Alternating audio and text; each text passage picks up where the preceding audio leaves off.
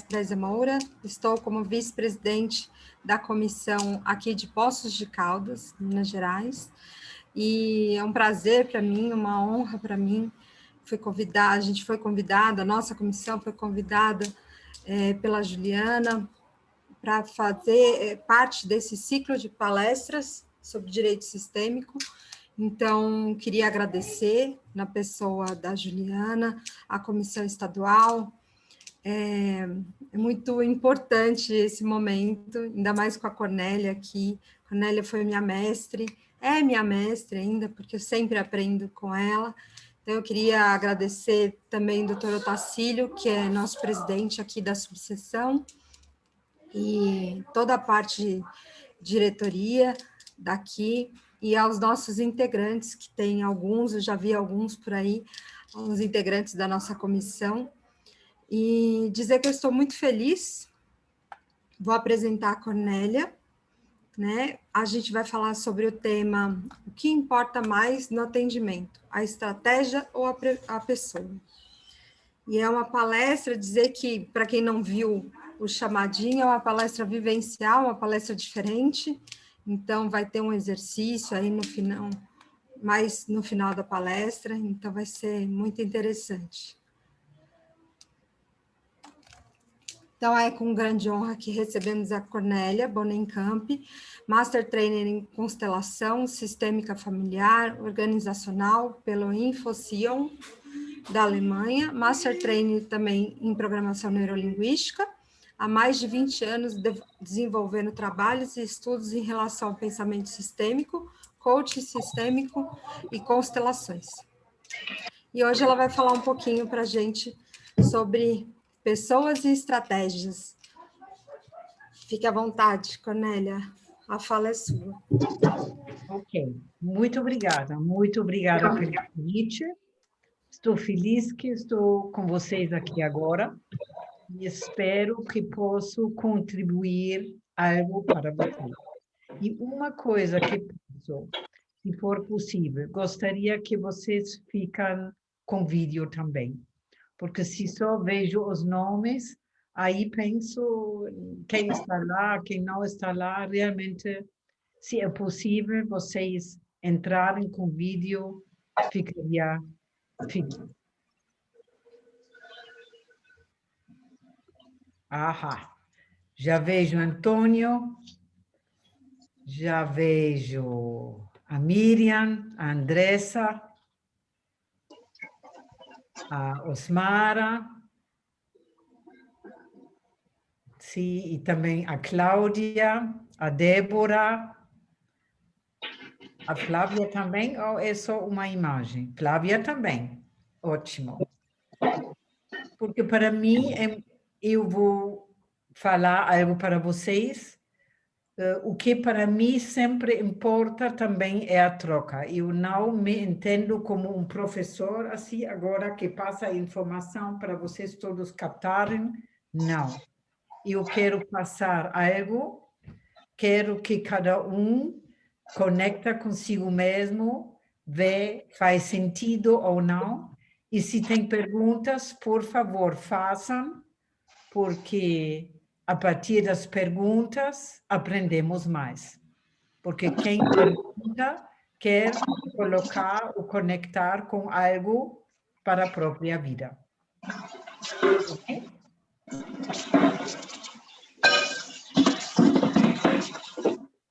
Ótimo. Já vejo muito mais pessoas. Muito bom.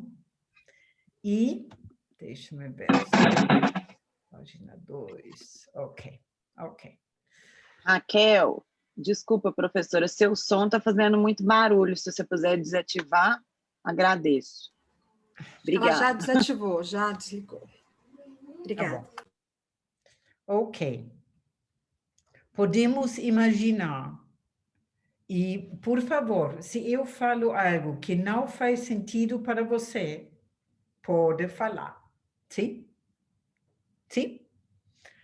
Porque podemos imaginar, aqui, na minha tela, sempre parece quando alguém quer entrar. Não? Tudo bem. Ok. Podemos imaginar Primeira pequena coisa. Ninguém sabe tudo. De alguma maneira, temos essas crenças na nossa sociedade que saber tudo, quem sabe mais tem mais valor. Mas nunca ninguém pode saber tudo. Imagina o seguinte, numa rua, uma criança cai, a mãe está junto e grita muito. Vê isto e diz, ai, que horrível, que dor, ai, até sofre. Segundo fala e diz, que gritos horrorosos. E terceiro fala e diz, a mãe está junto, desse jeito aprende na vida. A informação é a mesma para cada um. Mas cada um de nós, inconscientemente, conecta com uma informação de ou outro jeito. Com isto, quero dizer que cada um de nós é limitado. E eu também. Não? Eu não sei tudo, eu também sou limitada. Por isso, importa muito vocês fazerem perguntas. Sim? Na nossa cultura, na universidade, também na escola, aprendemos monte de conhecimentos e estratégias. Faz sentido? E acreditamos, conhecendo as estratégias, resolve. Sim? Mas agora tem o seguinte, se realmente a estratégia fosse em primeiro lugar, funcionaria com cada pessoa que usa ela. Faz sentido? Mas podemos imaginar, com uns as estratégias funcionam muito bem e com outros não. Sim? E podemos imaginar, isso também, de alguma maneira, tem a ver com aquilo que nós aprendemos, acreditamos sobre o ser humano. Achamos que o ser humano é um ser racional, homem econômico. Sim?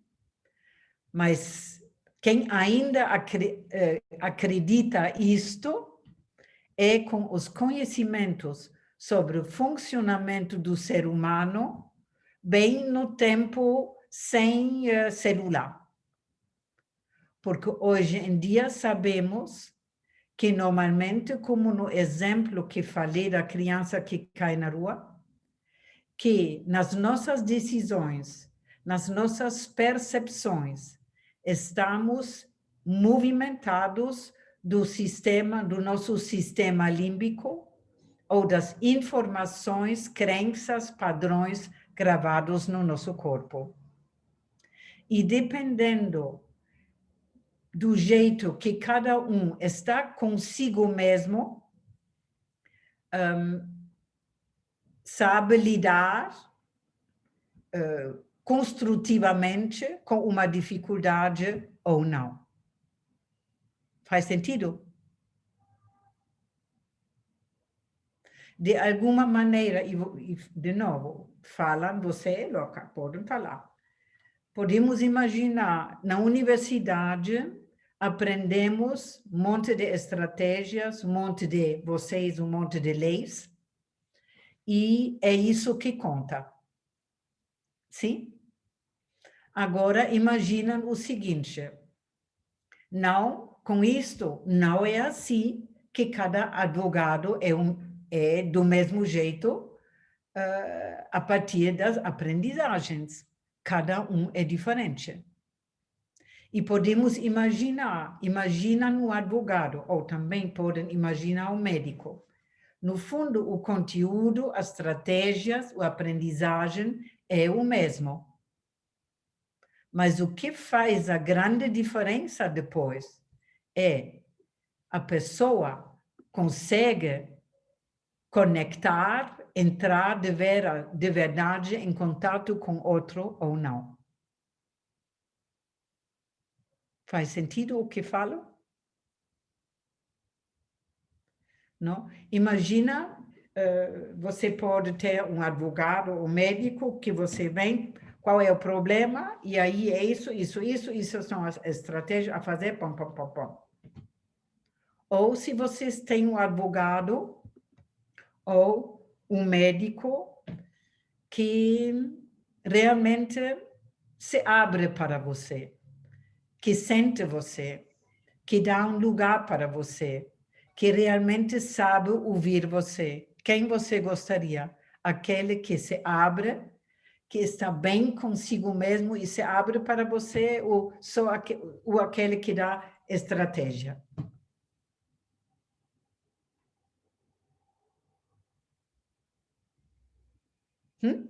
Alguém quer falar alguma coisa?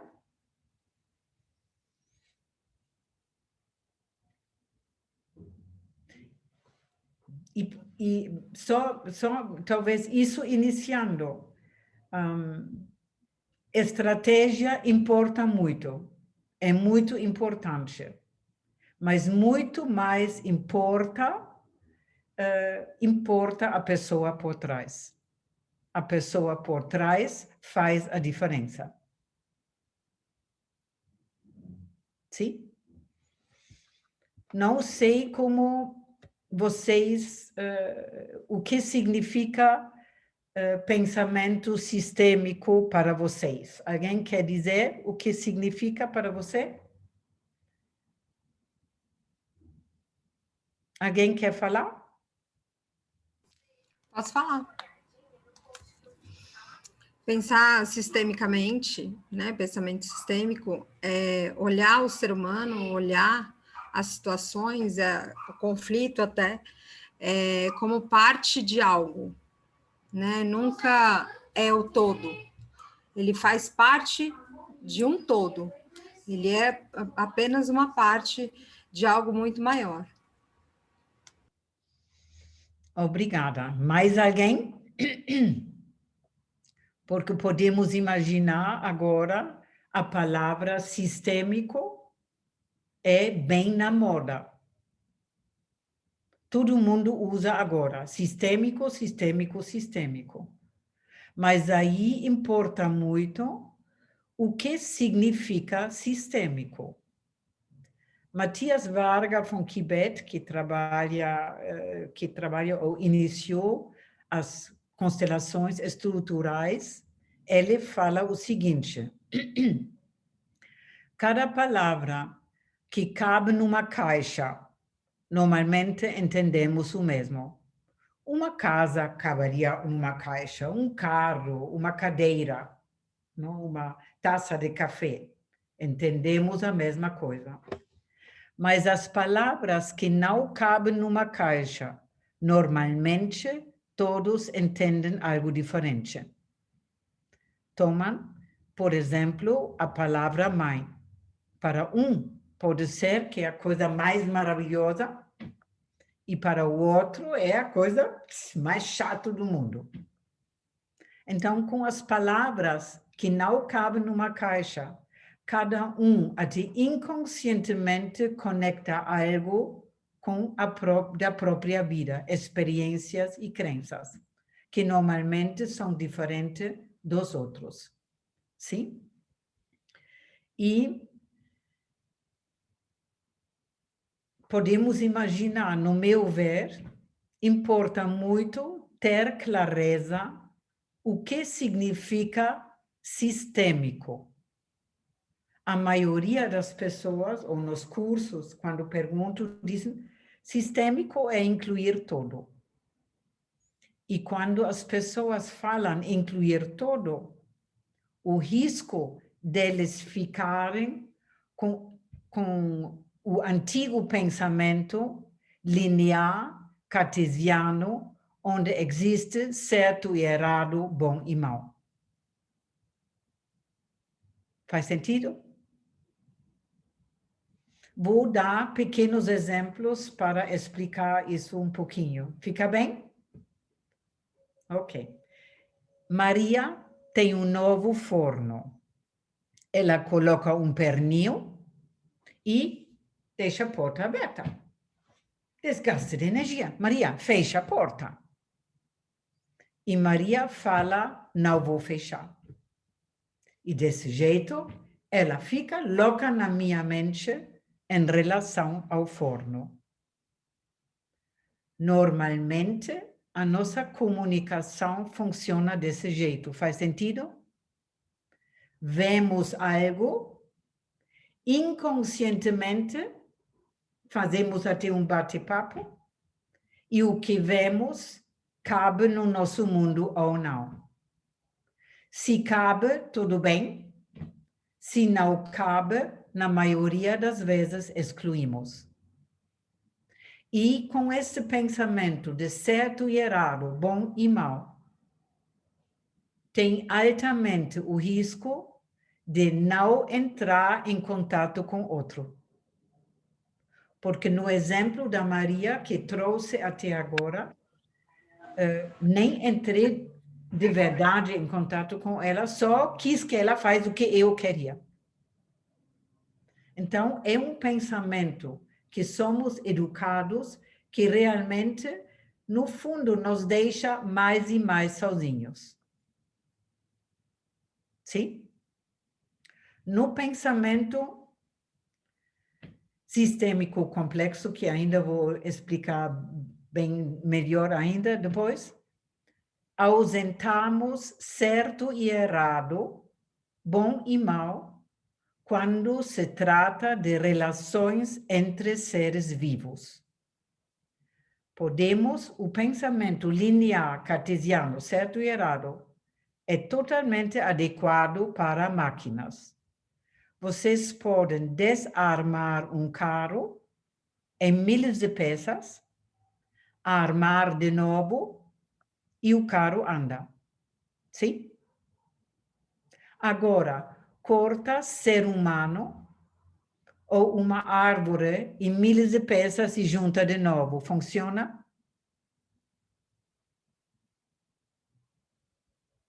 Não funciona.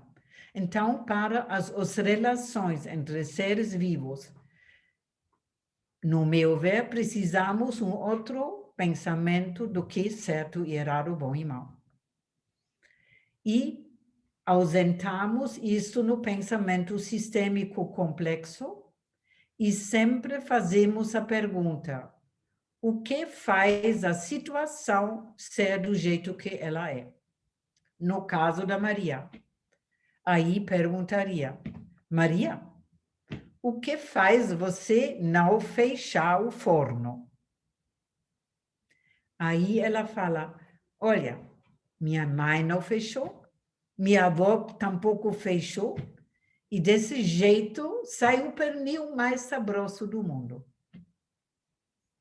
Agora podemos imaginar que ela, até inconscientemente, copiou o que foi feito da família. E podemos imaginar, a família talvez não percebeu alguma coisa ou esqueceu algo. O forno da avó antigamente era pequeno e não cabia pernil. E havia necessidade de deixar a porta aberta. E a avó comprou um novo forno e, enquanto o pernil, esqueceu de fechar a porta. Quando isto está na consciência da Maria, provavelmente ela vai poder fechar a porta. Então, quando tem conflito, problema, sempre importa, no meu ver, se abrir o que faz o problema acontecer. Não, problema excluir, porque pela natureza do ser humano, o que excluímos, atraímos. Porque o cérebro, de algum jeito, não entende não. Então, eu agora não pensa no seu relógio? O que você tinha na cabeça? O relógio. Então, qualquer coisa que excluímos, o que não queremos, atraímos, conectamos. Tudo bem? Nesse pensamento de certo e errado, bom e mal, também estamos acostumados que a palavra perfeita é idealizado. Marido perfeito, cliente perfeito, empresa perfeita, crianças, tudo uma idealização. Sim? Podemos imaginar no pensamento sistêmico complexo, qualquer dificuldade é perfeita. Imagina, eu vou fazer um bolo e coloco demais açúcar, frutas meio estragadas, leite, farinha, manteiga, esqueço o fermento e deixo pouco tempo no forno. Sim? Podemos imaginar que não vamos comer este bolo. Ao mesmo tempo, ele é perfeito em relação aos ingredientes e o processo. Não podia ser diferente. E dessa maneira, qualquer dificuldade é perfeita em relação aos ingredientes e aos processos. E, no meu ver, importa muito, enquanto alguém quer mudança, de se abrir quais as partes que fazem a situação, problema acontecer. Deu para entender? Alguém tem uma pergunta até agora? Pode fazer, Júlia. Cornélia, então esse problema poderia ser, assim, fazendo uma alusão a essa fruta que está estragada, e a gente tem que detectar o que está estragado aí nesses ingredientes para a gente conseguir chegar na receita bem feita? Podemos imaginar. O bolo está de um jeito, sim? E agora sim, importa ver quais as partes que fazem o bolo ser desse jeito. E aí depois posso descobrir que as frutas estavam estragadas, que esqueci o fermento e deixo pouco tempo no forno. E se num caso, numa dificuldade, eu tenho consciência disto, posso trocar essas partes e gero um novo resultado. Entendi. Sim? Então, a gente precisa ter mais consciência de cada fase do processo. E a gente vai conseguir isso dando mais atenção para a pessoa, em vez de olhar para a estratégia. Podemos imaginar, as estratégias importam. Mas primeira coisa, no meu ver, para qualquer profissional, é olhar para estar bem consigo mesmo. Sim? Porque se eu estou bem comigo mesmo, posso me abrir para os outros. Sim? Se eu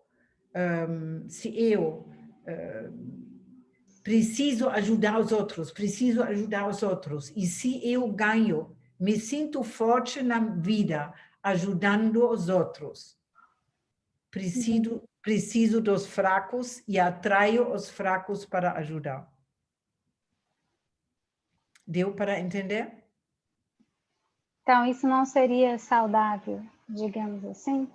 Sim, por isso, no meu ver, importa muito cada profissional, em primeiro lugar, ver o que preciso fazer para eu estar bem comigo mesmo. Porque se não estou bem comigo mesmo, vou atrair nos outros a minha projeção. E vou talvez dar um exemplo. Simples, fáceis. Se podemos imaginar agressor precisa da vítima e vítima precisa do agressor. Faz sentido? Então, o agressor atrai em pessoas vitimismo, por exemplo. Se eu estou bem comigo mesmo, ele não vai poder, entre aspas, conectar comigo. Porque podemos imaginar agressor e vítima fazem isto. Mas se alguém não está bem consigo mesmo, nem vai entrar nisto. Deu para entender ou não? Podemos imaginar, se eu quero, se eu tenho padrões de sempre lamentar, não? Vou atrair até nas pessoas coisas para lamentar. Sim? Se eu tenho uma dificuldade e sempre busco caminhos, a pessoa que está comigo vai conectar dentro dela com outras coisas do que se eu seria alguém que sempre lamenta. Deu para entender ou não? Cornélia, a gente pode dizer, então, que quanto mais eu me conheço, mais conectado ao ser humano eu fico e menos estratégias eu uso. Podemos imaginar, importam estratégias, mas se estou bem comigo mesmo, tenho uma consciência também maior das estratégias que vou usar e não copio cegamente estratégias que os meus padrões inconscientes se submetem e não funcionam. A gente vai conseguir realmente ouvir o cliente, né? Isto. E não apenas já pegar uma pré-imagem do que aquilo seria e já vir com uma fórmula pronta. Isto mesmo.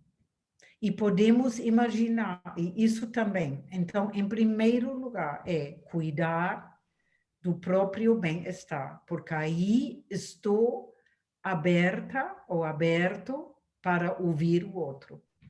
E podemos imaginar, imagina você está numa situação problema e você percebe que o outro está aberto para você, sem julgar você. O que você vai fazer? Se abrir e conectar com confiança. Sim?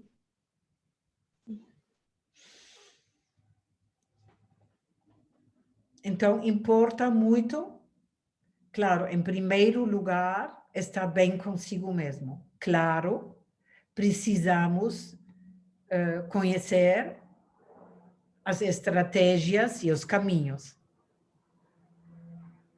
Sim? E determinar depois com o cliente uma meta. Sim? Tudo bem? Ok. Agora vou falar sistêmico. Ainda não, entre aspas, falamos disto. O que significa sistêmico? Sistêmico significa que dois ou mais partes são juntos com um funcionamento ou objetivo em conjunto. Sim? Podemos imaginar Imagina, três pessoas querem jogar cartas. Sim? E aí eles determinam, terça-feira, às 8 horas da noite, nos encontramos aqui para jogar. Sim? E aí, duas são lá e o terceiro não vem. E vem depois e diz, o trânsito e tudo isso. Tudo bem. Próxima vez, mesma pessoa, não vem. E diz, o meu filho, tão.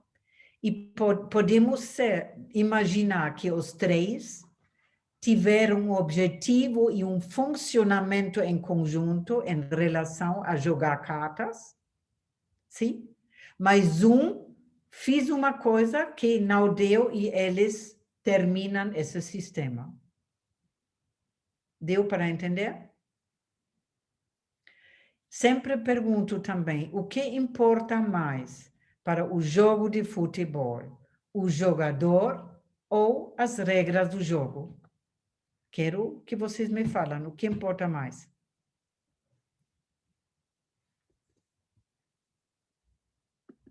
O que importa mais? Eu não vou responder, porque eu já respondi essa pergunta. Não sabe, tem. Eu já sou sua aluna faz tempo. Tudo bem, mas o que importa mais para o jogo de futebol? O jogador ou as regras do jogo?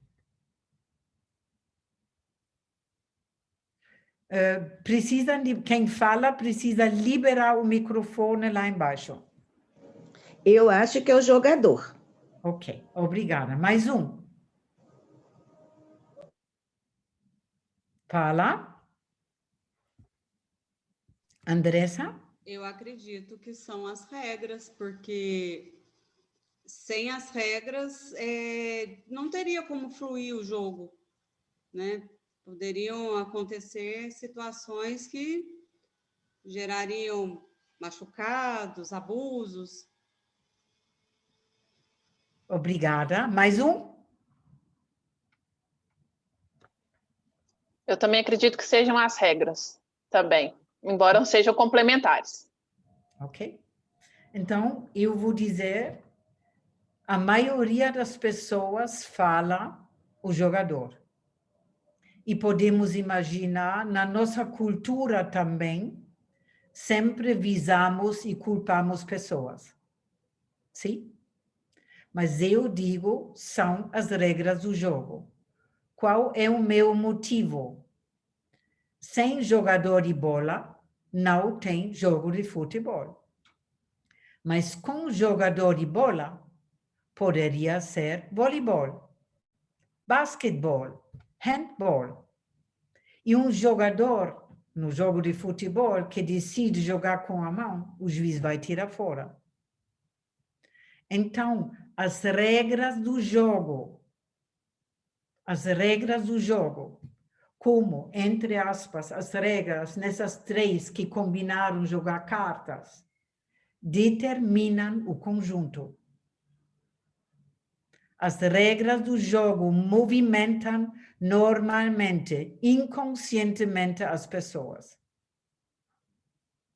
E não podemos, e quando usamos a palavra sistêmico, no meu ver, sempre precisamos ver que tem mais do que um ingrediente, pelo menos dois, que funcionam em relação a algo. E aí sempre tem condições, ou regras, que normalmente não aprendemos nem na universidade, não? Na escola tampouco. Aí, enquanto pessoas dizem sistêmico é incluir todo, por exemplo, é tão genérico que ficam com antigo pensamento. E falo do pensamento sistêmico complexo. Complexo, podemos imaginar, tem a ver vários sistemas, tem subsistemas. E também precisamos visar o funcionamento do ser humano. Como falamos inicialmente também, que não somos seres racionais. Tomamos normalmente as nossas decisões, eu diria 90% das decisões, tomamos a base emocional ou daquilo que o corpo sabe. Achamos que tudo é racional, mas não é. Porque o pensamento racional precisa de muita energia e é muito lento. Imagina, você aprendeu na universidade e agora são os seus primeiros atendimentos, não? Como advogado. O que você faz? Isso, preciso pensar nisto, isto. Sim? Depois de trabalhar um ano, automaticamente você sabe o que fazer. Sim? Imagina você aprende xadrez ontem e joga com alguém. Isto. Depois de jogar 1000 vezes, você vê algo e sabe o que fazer. Então, a maioria das nossas decisões tomamos a base daquilo que automaticamente integramos, conectamos, aprendemos. Sim? Somos muito mais seres, entre aspas, emocionais, não? Do que racionais. E eu sempre digo, lembrando desse exemplo também que tínhamos, da criança que cai na rua, se agora perguntamos àquele que sofreu, o que fez você sofrer? Vai poder explicar horas. Se perguntamos àquele que falou, que gritos horrorosos, vai ter um monte de explicações. Sim? Então, a mente, não sempre, mas na maioria das vezes, é como portador de voz do governo que não sabe como a decisão foi tomada.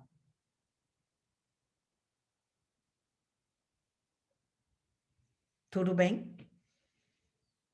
E aí importa, no meu ver, trabalhando com pessoas, primeiro também, se abrir qualquer dificuldade é, entre aspas, perfeita do jeito que ela é. Sim? E outra coisa, estou aqui dando possibilidades, sim? Não verdades. Nunca, entre aspas, ou quase nunca tem um culpado. Imagina, por exemplo, vítima e agressor. Ele bate nela. Aí, Maria da Penha se chama, não? Aí ela fica julgado e fica com essa culpa até morrer. Faz sentido? Sim? Mas podemos imaginar, vendo ele como único culpado, é meio, entre aspas, no meu ver, meio bobo. Tem coparticipação. Quem é mais forte, vítima ou agressor? Alguém me responde? Alguém quer responder? Ninguém? Eu posso contar uma experiência minha? Eu fui vítima de violência doméstica há uns 17 anos para trás, pai dos meus filhos.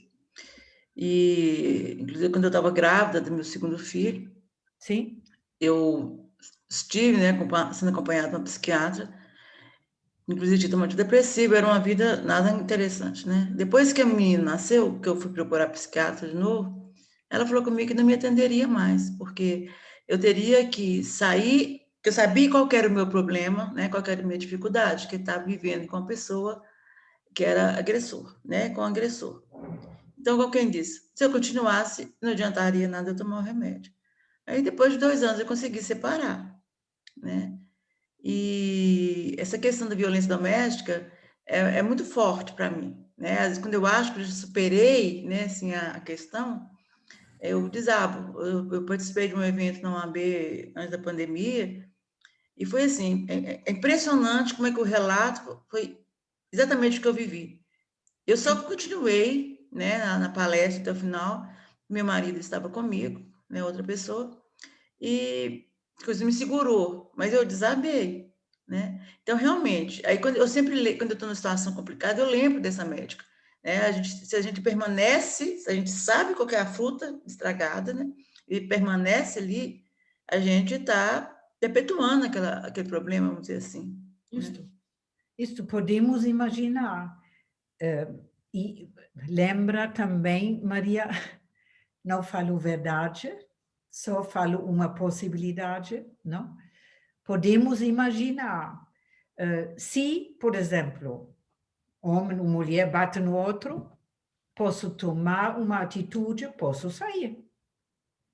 Faz sentido? Sim, né? No meu caso, ele era alcoólatra, né? Tudo bem. Então, assim, até que um Mas dia um policial... podemos imaginar também outra coisa. Se, entre aspas, funcionamento do ser humano, o que faz, e normalmente achamos os nossos parceiros inconscientemente. Muitas vezes achamos no parceiro uma projeção de algo que nós precisamos ou que não está bem em nós mesmos. Podemos imaginar, se uma mulher casa com alcoólatra, aí, entre aspas, pode ser que ela, talvez, na família, conheceu isso na família de origem. Uma possibilidade. Ou que ela é a grande e sempre resolve e ajuda. E aí, inconscientemente, conecta com uma pessoa fraca. Normalmente importa. Se uma pessoa está bem com ela mesma, normalmente não vai casar com alcoólatra. Entre aspas, possibilidades. Não? Normalmente, muitas vezes, vítima e agressor também. Normalmente, vítima e agressor. A vítima delega responsabilidade do outro e culpa o outro. E não assume, ou não talvez, assumir responsabilidade sobre o próprio bem-estar. Então, muitas vezes, não sempre, vítima é até mais forte. E podemos imaginar, se tem conflitos entre estados, aí tem o estado vítima, mas sempre tem corresponsabilidades. E importa sempre ver qual é a minha dificuldade. Se olho para a minha dificuldade e deixo de culpar o outro, eu posso crescer. Se culpo o outro, manifesto a dificuldade interna que tenho. Cornélia, no meu caso, né, eu me considero mais forte, né? Eu suportei isso até com... Eu vi uma frase assim, você merece o que você suporta. Só que eu não merecia aquele sofrimento. Eu vendo lá estável, eu não tenho problema de bebida. Na minha família, a família é muito grande. Só que eu sou muito desesperada para ajudar as pessoas. Aí eu tive o erro de achar que convivendo comigo, a pessoa iria mudar. Sim. Claro que eu tomei consciência. Eu nunca culpei ele, entendeu? Eu suportei aquilo conscientemente. E podemos imaginar a responsabilidade foi minha. Que você quis ajudar, era a sua coparticipação. É. E se você, percebendo isto, depois se separou, e talvez importa também como posso estar bem comigo sem querer ajudar, sim? Sem querer ajudar, aí você vai ou atraiu também outras pessoas, outros clientes, outros homens. O interessante é que essa minha atitude fez, as consequências foram muito boas. Os meus filhos ficaram muito bem, né, com a separação, porque era um clima muito violento. E ele, inclusive, teve que parar de beber para poder conviver com os filhos. Então, eu falei assim, foi a melhor coisa que eu fiz na minha vida e que deu assim, consequências excelentes para todo mundo. Sim, muito bom. Muito bom. Agora vi a mão da Andressa. Pode Obrigada. falar. Eu ia falar que a mais forte é a vítima. A vítima. Quando eu atendia no Centro Integrado da Mulher, eu atendia as vítimas de violência doméstica e para fazer as orientações, né? E o que a gente mais ouvia é que a vítima se casava com a intenção de salvar o agressor, com a intenção de trazer paz, tranquilidade, calmaria, libertar de vícios. Então, o compromisso que a vítima entra no relacionamento é de ser a mais forte, inclusive em suportar o insuportável, né? Sim, sim. E podemos imaginar, enquanto estou num conflito ou numa situação dessas, importa sempre ver e se abrir para a corresponsabilidade. No que eu errei, não o outro, eu, para poder crescer.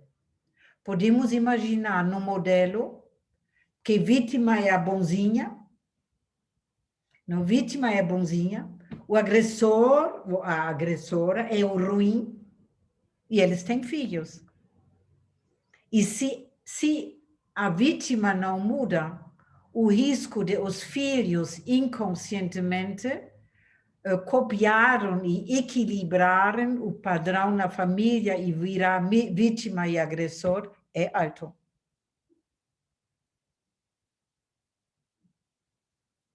Sim? Ok? Uma pergunta até agora? Já quase temos 1 hora, não? Sim? Uma pergunta? Sim? A Cibele, eu acho que ela está sem microfone.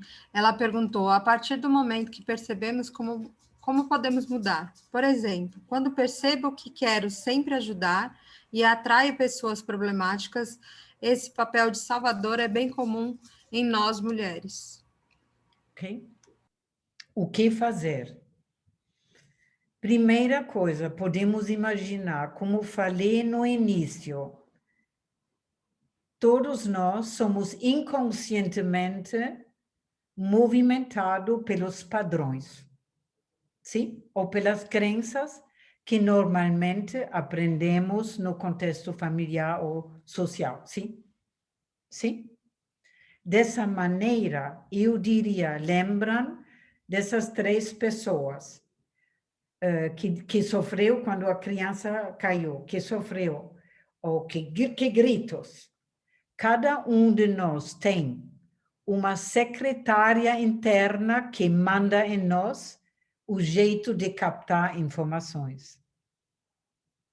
Sim? Em inglês se chama monkey mind, ou não tem outras palavras para isso. Eu falo, cada um tem uma secretária interna que manda em nós. E o que importa? Muitas vezes parar e talvez respirar e se observar, ficar presente no aqui e agora e observar. Agora, por exemplo,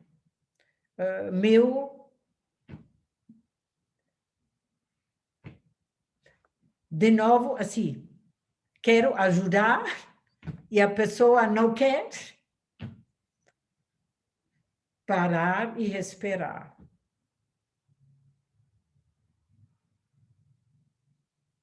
Então, depois, enquanto me observo, posso me fazer perguntas. Posso me perguntar, a pessoa realmente quer ajuda? Enfraqueço a pessoa ou fortaleço ela?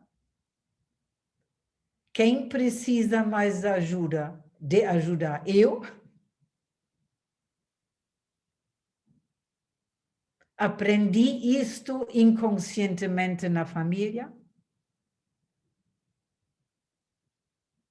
Podemos imaginar, aí tem um pequeno exemplo. Também, nas religiões e nos valores sociais, o mais importante é ajudar o outro. Não olhar para o próprio bem-estar, ajudar o outro. Sim? Imagina alguém está no esterco e gritando. Normalmente, todo mundo vem e tira. Se eu tiro, eu sou a grande e esse é o fraco. Sim? O verdadeiro ajudar seria: este está gritando no esterco, eu me sentar e respeitar isto. Até aquele no esterco levanta a cabeça e pede ajuda. Aí está disponível para fazer algo para crescer.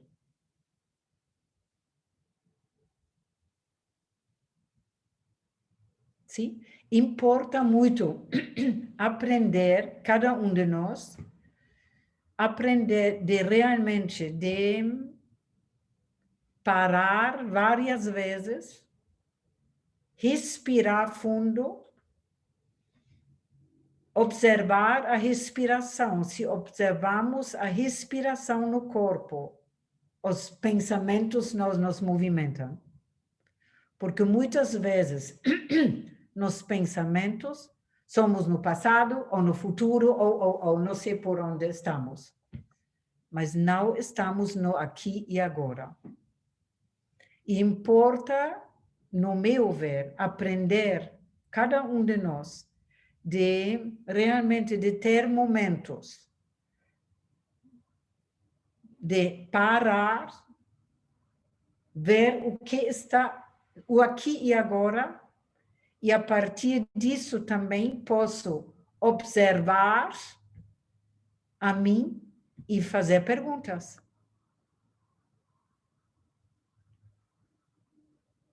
Tudo bem? Deu para entender?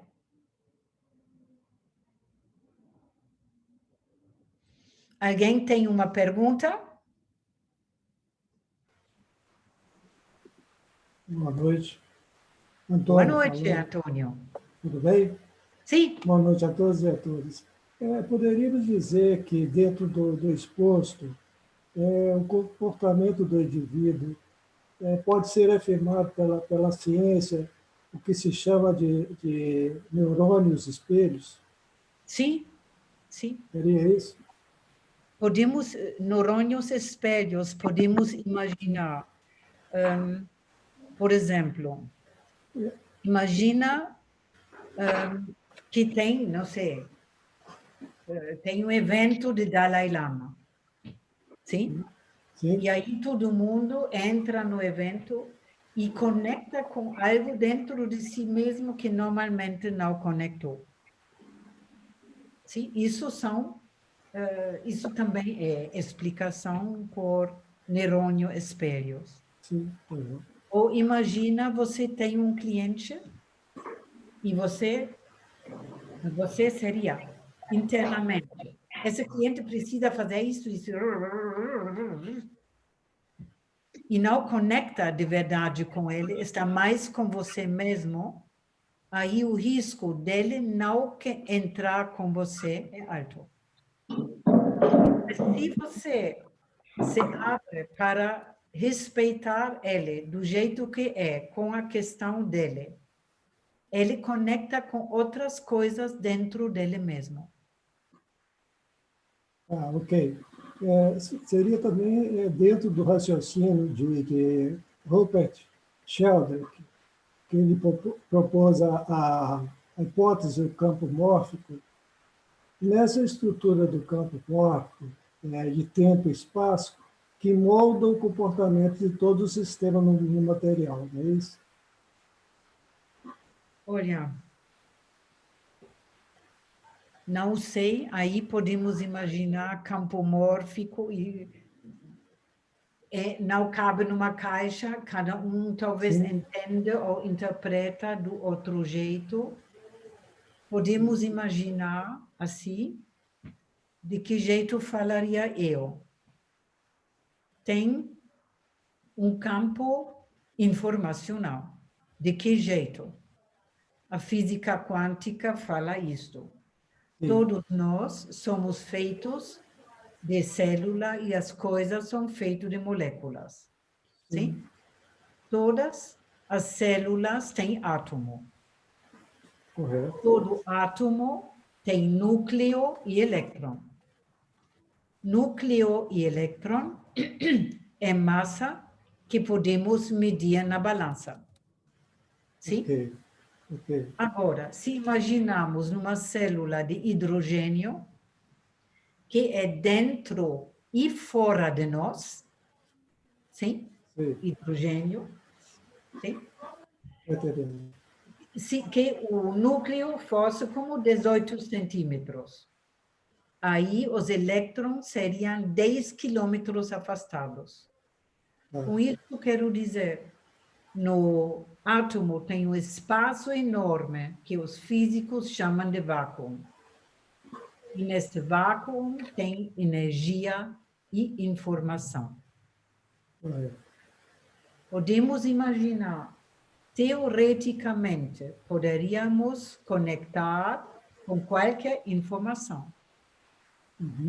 Mas claro que cada um de nós só pode conectar com aquilo que conhece. É o grande resumo, né? Na verdade, é quem sou eu, né? Isso mesmo.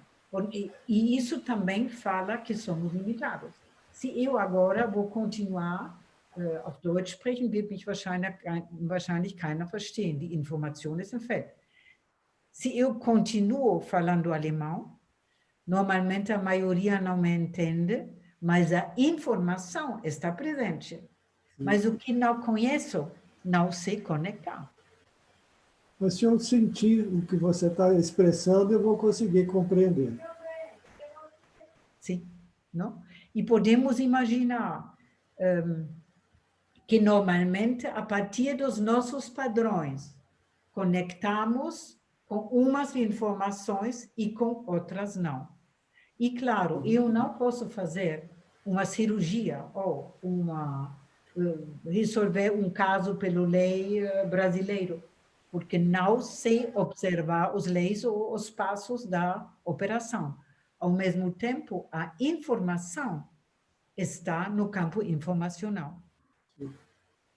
Sim?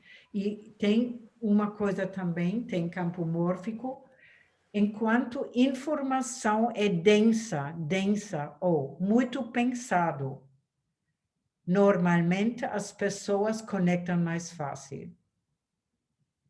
Aí, por exemplo, em 1988 foi feito um experimento. Um discípulo de Dalai Lama falou para o chefe da polícia em Washington: amanhã, 4.000 pessoas vão meditar e no mundo ainda mais. E vai diminuir o índice de crimes. Aí o chefe da polícia falou: mais fácil cair neve no verão. Eles fizeram e caiu de 10% a 15%. E é assim que normalmente a informação densa deixe pessoas não conectarem com o robô nesse momento. E podemos imaginar quando uma informação é densa, todo mundo facilmente conecta com ela. Desse jeito, lembrança limitada, o que está acontecendo no mundo com corona também tem efeitos. Sim? Correto, obrigado. Não? Então, é mais fácil conectar com o campo denso. E, normalmente, o campo denso no ambiente facilmente me leva. Diferente se sem me observar, parar e decidir, quero isso para mim ou não. Sim? Cornélia, tem mais uma perguntinha no chat aqui, vou ler para você. Ok. Se aquilo que excluo é da Débora de Cássia Soares. Se aquilo que excluo acaba atraindo, como incluir? E ela complementa. Sei de forma consciente que excluo mentalmente as pessoas muito conflituosas e percebo claramente o quanto atraio. Sim, é isso mesmo. Então, o que fazer?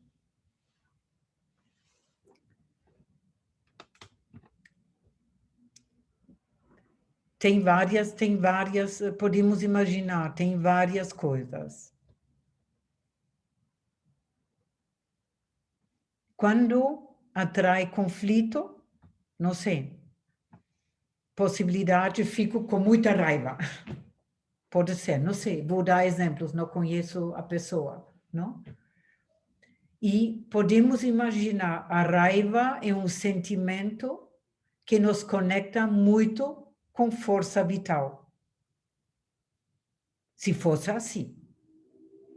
E se não aprendi na minha vida de conectar com força vital no outro jeito, preciso da raiva e preciso dos conflitos. Então, importa realmente olhar para o meu próprio bem-estar comigo mesmo e a vida.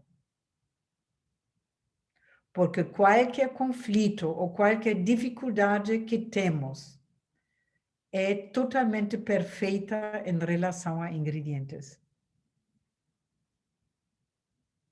E podemos imaginar também, aí isso é mais para o racional. Qualquer conflito tem coparticipação. Podemos imaginar duas pessoas são diferentes, como o digital. O digital disse que eu sou diferente a todos os outros. Desse jeito, cada um de nós é diferente a cada um de nós aqui. Isto quer dizer que cada um de nós tem diferentes crenças, diferentes necessidades, diferentes desejos, diferentes conhecimentos e. E podemos imaginar, enquanto tem conflito, importa ver ou ter clareza qual é a minha necessidade e qual é a necessidade do outro. Com certeza, necessidades, desejos, crenças dos outros são diferentes às minhas. E se eu quero resolver um conflito, importa eu olhar e colocar clareza qual é a minha necessidade, quais as minhas crenças em relação ao assunto. E também qual o outro é diferente a mim, quais as necessidades, quais as crenças do outro. E se ambos fariam isto, colocando as necessidades, crenças a respeito à mesa, sabendo que somos diferentes, podem negociar algo em conjunto.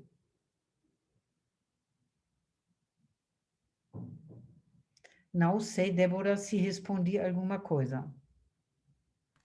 Até mesmo essa questão do próprio conceito de conflito, né? Na nossa sociedade, a gente tem um conceito de conflito como algo muito ruim. E se a gente for parar para perceber, ele é inerente ao próprio ser humano, né? Quem não tem conflito, né? Então, conflito consigo mesmo, até. Então, até esse próprio conceito, a questão de crença mesmo, de que a pessoa que tem conflito é algo ruim, né? Até isso precisa ser olhado. Sim. Podemos imaginar.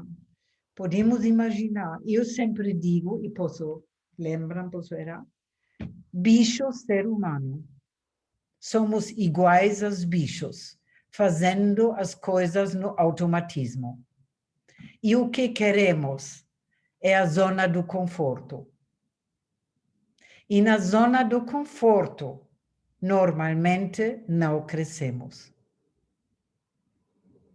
As dificuldades, os conflitos, se conseguimos ver eles como um grande presente,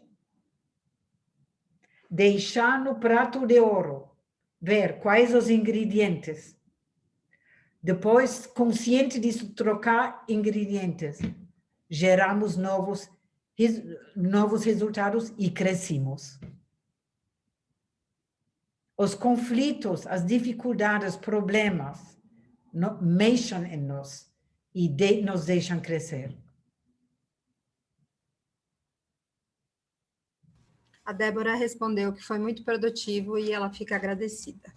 Tá bom. Mais alguém tem uma pergunta ou uma contribuição?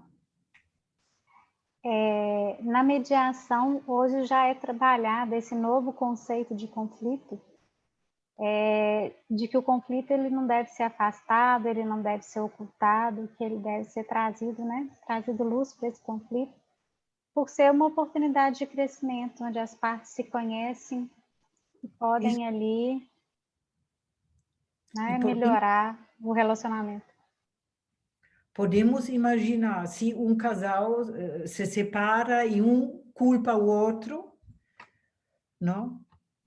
Fica na zona do conforto em relação a dificuldades não olhados, não vistos, que trouxe talvez até da família de origem, e com isto vai atrair o mesmo nos outros e no próximo parceiro, talvez.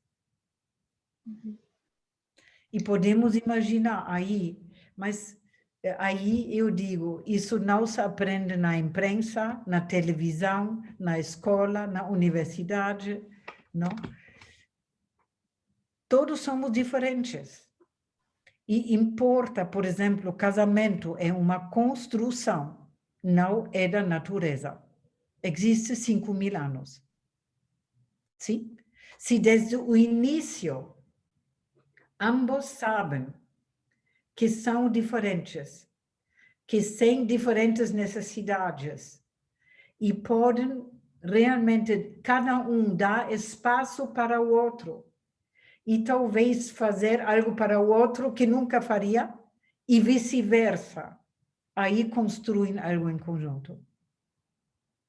Mas normalmente é assim, que cada um fica consigo mesmo, quer que o outro faz o que eu quero e depois separa. Sim, e para mim é muito importante até